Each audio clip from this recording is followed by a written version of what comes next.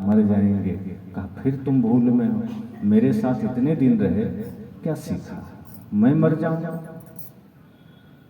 ये शरीर जिसमें मैं किराए पर रहा हूं, इसके छूटने का समय आ गया है, और मैं ज्ञान की दृष्टि से तो इसको बहुत पहले ही छोड़ चुका हूं।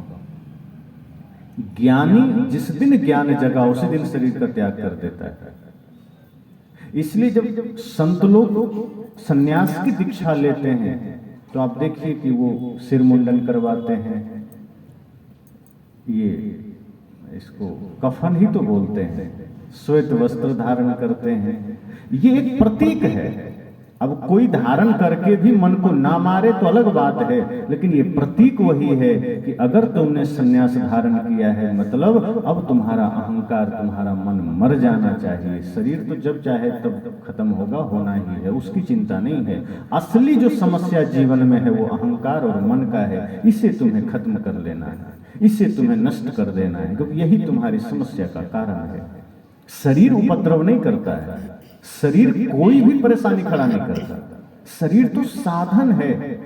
सारे उपद्रवों का कारण हमारा मन है, अहंकार है, यही हमें परेशान करता है। संन्यास दीक्षा में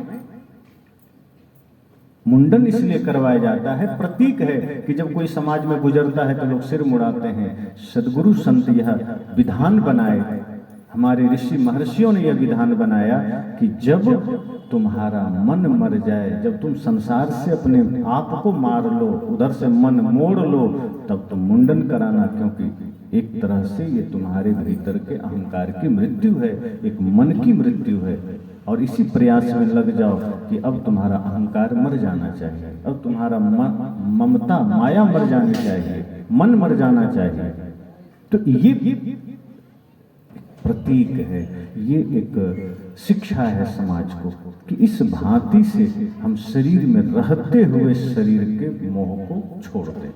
जैसे कमल है, कीचड़ में है, लेकिन कीचड़ से कोई लेना देना उसको नहीं, उसकी पंखुड़ियों को बिल्कुल अलग है। हम संसार में हैं, शरीर में है, लेकिन शरीर के मोह से अलग है। शरीर में कोई मोह नहीं, कोई आसक्ति नहीं, बस यह मान करके हैं कि चलो शरीर साधन है, इससे कुछ धर्म का काम करना है, कुछ पुण्य परमार्थ का काम करना है, जो हमें जिम्मेदारी मिली है वो करते हुए धर्म का काम करते जाना है, क्योंकि कभी भी वक्त आ सकता है इसे छोड़ने का।